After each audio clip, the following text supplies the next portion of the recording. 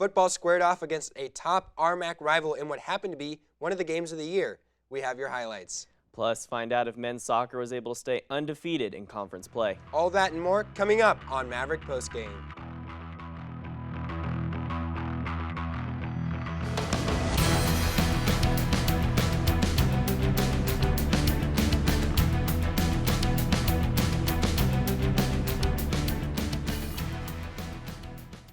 It was one of those classic weekends in college football. Tennessee's Hail Mary prayers were answered. Clemson took down Louisville in a game that came down to the wire, and even our very own CMU football team had their game to remember this past Saturday. They say to be the man, you have to beat the man. In the RMAC conference, CSU-Pueblo has been the team to beat the past 2 years. And in order for the undefeated Mavs to control their own destiny in the conference, they had to finally best the Thunderwolves. Let's take you to Walker Field for the highlights of a thrilling game. What a fantastic affair we had this past Saturday. If you take a look at the highlights, Colorado Mesa football has not beaten CSU-Pueblo since 2009, looking to right the ship this past weekend. Here comes Sean Rubalcaba, though not the best start as he is picked off by Ryan Merrill. They're deep in Maverick territory. Not the greatest start for the Mavs right there.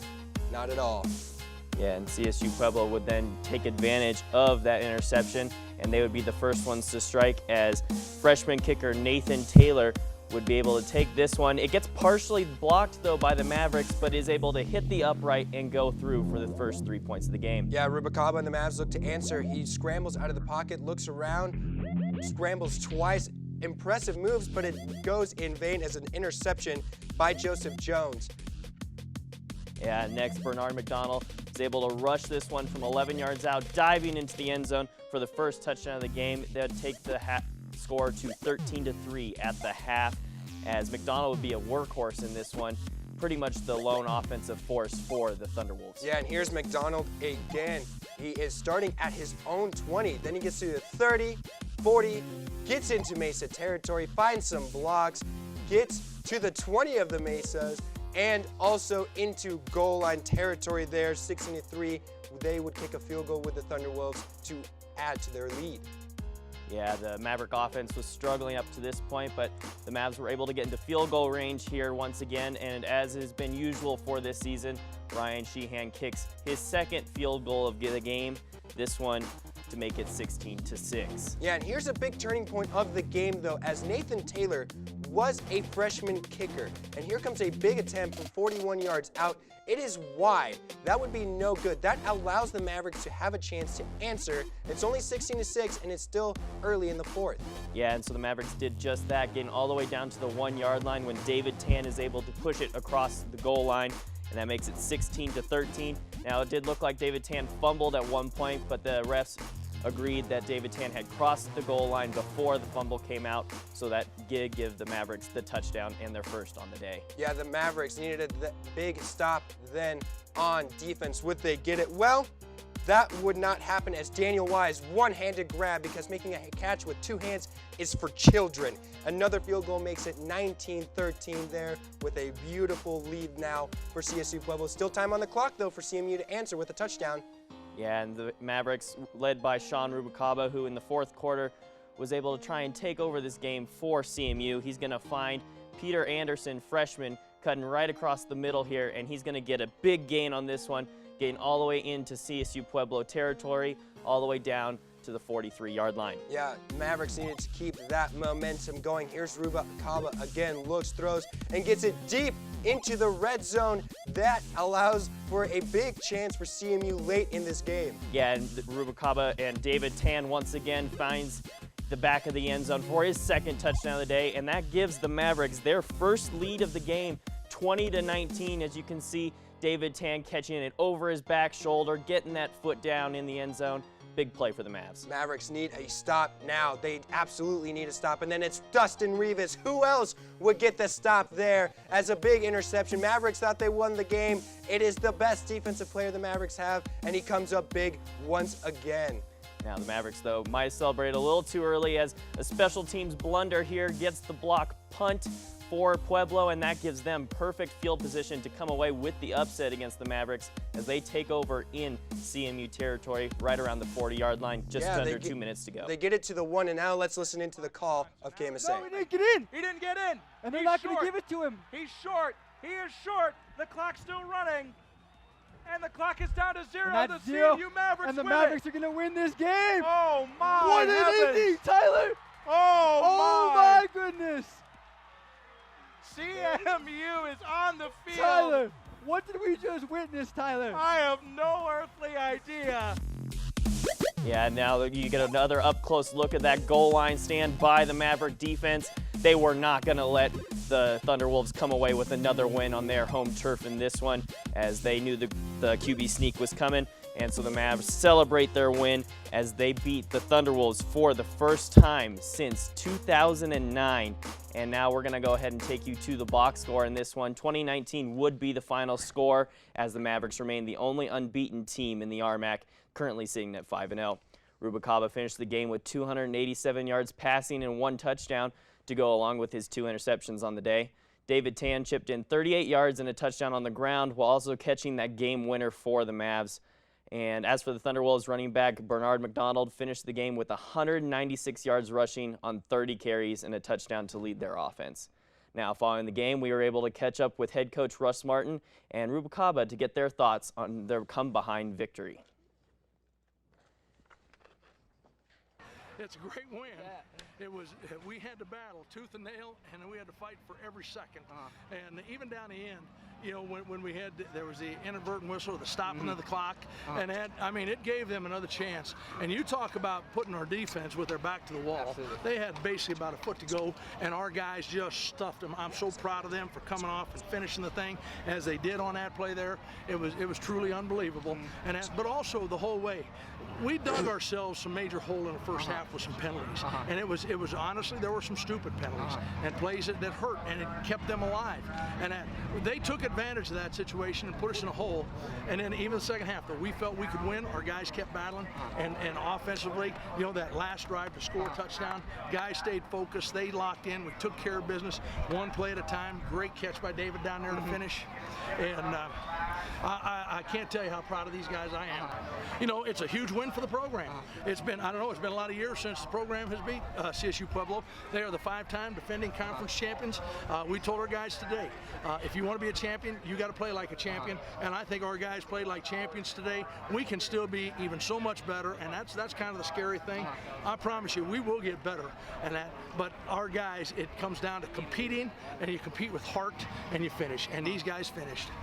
Sean probably struggled more than he struggled in the first part of the game, but I'm going to tell you what, the tougher the game gets, the tougher he becomes, and he was nails in that second half and in the fourth quarter. I'm just telling you, he wasn't going to be denied, and I love him. He's just a great competitor. He is a winner, and that's the guys believe in him, and that's what happened. That's why this football team kept believing we were going to win, and we did. It was just a good comeback win, good team victory. You know, I think we made a few mistakes in the second half, you know, especially with that block punt, and in the first half, you know, a couple of those turnovers, which, you know, we were just playing out of what we do. And, you know, that second half we just settled in, and, you know, I think we started getting some confidence. And going into the second half, you know, coach just told us that we just need to work the game plan and not try and do too much. And, you know, in games like this with guys, you know, they try and do too much. And that second half we really settled in, and, you know, I think we got to what we were trying to do. This season, you know, we have so much to play for, and, you know, I think, you know, the last couple of weeks we've won,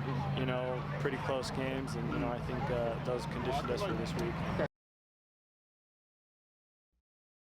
Goal line stand as time ran out for the Mavs, and they are the only team that is undefeated in the RMAC and control their own destiny in the conference after taking down CSU-Pueblo and Colorado School of Mines in very close games. Their next opponent, though, is only a game behind them in the conference standings.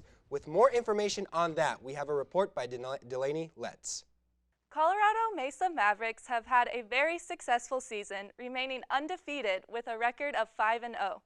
This week, they will take on Black Hills State University on Saturday in South Dakota. Black Hills Yellow Jackets are 4-1 so far this season, gaining a loss against the South Dakota School of Mines, who the Mavericks will play November 5th. The Yellow Jackets look like they might put up some tough competition for the Mavericks. Last year, the Mavericks had an overwhelming victory against Black Hills State, winning 48-7.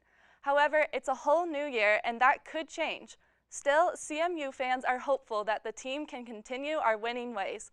For CMU to reach a 6-0 record, they have to look out for these Yellow Jackets players.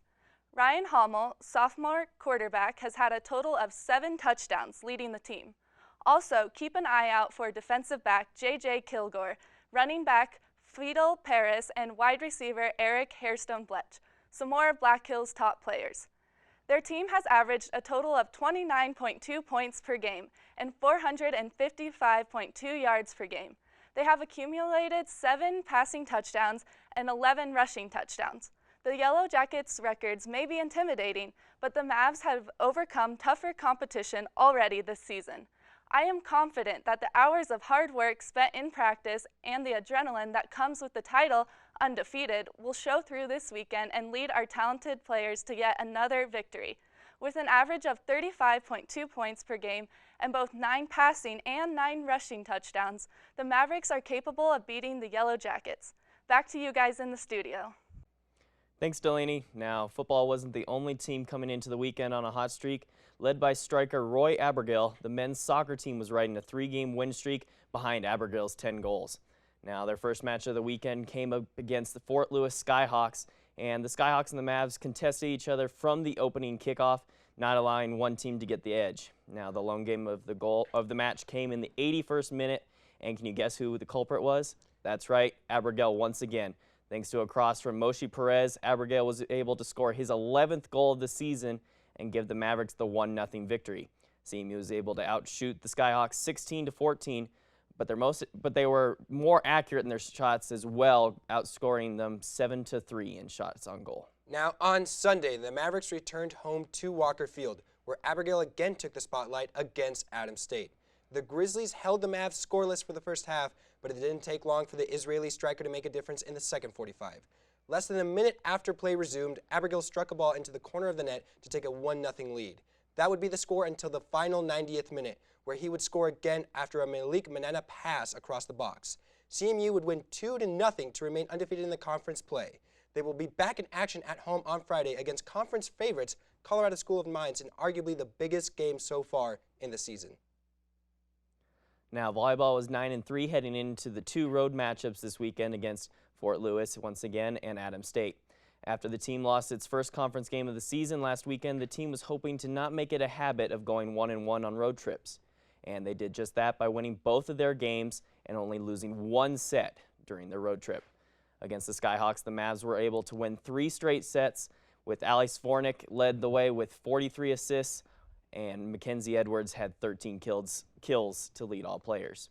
Then came the Grizzlies, and after the Mavericks won the first set 25-18, Adams State came back and won the second set 25-21 to even the matchup at 1 apiece. Now CMU was able to, take the game from there, winning the next 2 sets in a row to take the match in 4. Now, once again, Sfornick led the way with 58 assists, but it was this time led by freshman Allison Smith, who had the most kills with 19. CMU now comes home for their first homestand of the season, where they will play 4 RMAC opponents over the course of the next 2 weeks. Last week, track and field announced a star-studded recruitment class. A total of 9 males will join the team, highlighted by a trio of decathletes. D'Angelo Foster spent 3 years at Mesa Community College, where he finished 3rd in the heptathlon and decathlon in the Junior College National Championships. Ethan Bessier was a standout in pole vault and discus at his high school in Georgia, and Nick Polos transferred from Modesto Junior College. The same school head track and field coach Brian Beeman attended. They will now look ahead to start the season off early in September. Now, women's club rugby was also on display here at CMU this past weekend, and this one was up against the University of Wyoming, and boy, did the Mavs run away with this one. The final will become 118-0 for the Mavs, as the team has now won 6 in a row, including a forfeit from UCCS on Sunday. Now, 6-0 is their season record right now, and the team will play their final 2 regular season games on the road against UNC and a rematch against the University of Wyoming. As it's customary here It's time for our Maverick of the Week. And this week we are going to give it to the man who had the lone 2 touchdowns for the Mavericks this weekend, including that big game winner. It's none other than running back David Tan. That's right. Tan led the team in rushing yards with 38 on the day, and he had the 1-yard touchdown run, as you saw earlier in the show. And Tan also caught that 11-yard touchdown pass in the corner to seal the win for the Mavs. And the Mavs remain perfect on the season once again, and that is why he is our Maverick Player of the Week. All right, congratulations to the Maverick football team and all the other teams who did well this past weekend. Thanks for joining us for another edition of Maverick Postgame. Catch us next week for all the latest news and scores in the world of CMU sports. With Bryce Reedy, I'm Joe Azar. Enjoy the rest of your week, Mavs.